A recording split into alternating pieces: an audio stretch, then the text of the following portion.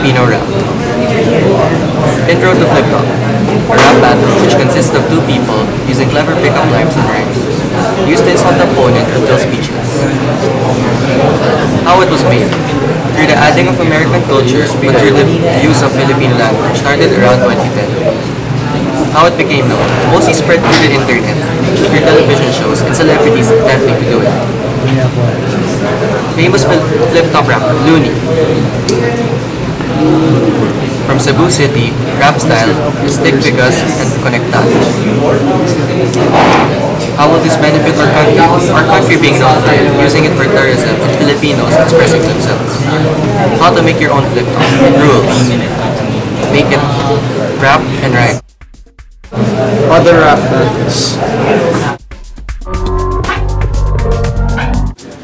Ibang klaseng experience tong buong event, buong lahat ng pinuntahan namin. Davao City, magingay, huling beses.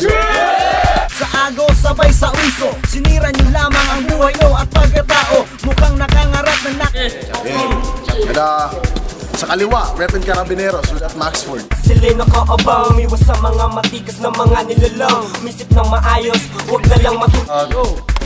Unang 90 seconds, let's go. Sabi ni Itay, bakit daw ako nagkodigo? At pinaspasan ko ngayon ang mga ayon chef na hurado para magaling ang pagluto. Kailan ka pa titigil sa mga generic diss jokes mo? Gising! Sa akin yung tinutulugan mo! Panchika, wala kang points kahit i-check pa. Wala kang mapapala, so uwi na mahina ka pa sa mahina, suwi ka. Kinuha mo yung tira-tira ko, parang si Ika. Parang love life mo kung nilabanan mo. Next battle, Looney versus BLKD.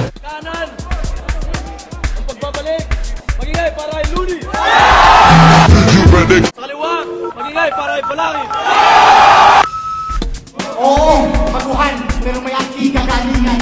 I bring the house down para katatapos lang na bayanihan.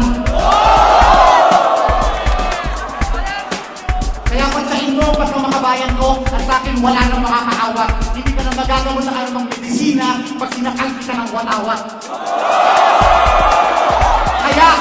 Kaya easy ka lang pare ko, yung tuyang para magwalang bahala. Mas marami pang namatay kay Balangin kaysa sa maling akala. Hindi ka ang dami mong alam. Yung mga chismis na nasagap mo malamang galing kay Padang. Bakit mo sinasalit ang tutubi mo? Wala kang pakay sa iba, hindi sa publiko. Ibang klase mga multimo, grabe na kung ultimo. Rapper pinuputri ko. Oras na para patulungin tong batang uhugin na to. Papasupuin ko ng 8 pulgada na uteng, ano? Kasi bakla ka na talaga since the age of 1. Paborito mong event sa UP, Operation Run. Saludo sa buong Mindanao, salamat. Kahit pinagod nyo. Now for old video. Diretsahan na to. Kala mo welcome ka dito, pero masyado mataas ang tingin mo sa value mo. Di ba may sariling liga ka? Doon mo promote yung value mo. Bumabalik ka rin dito para sa free publicity. Ngayon papahiya kita sa harap ng 2E. Ay nako Atan, tangkad mo hindi ko man maabutan. Alam ko naman ang iyong kainahan. Feeling mo naman isang higante. Katawan mo naman nagmumukhang isang malnourished na babae. Wala na tong time tayo, nag-freestyle na lang ako. Pinagbibigyan na lang kita na gusto mong matalo mo ako. Wala akong pangalan di tulad ko. Sorry, nagkapangalan ako dahil sa kapugian ko. Di tulad mo pa. Thanks for watching. Please like.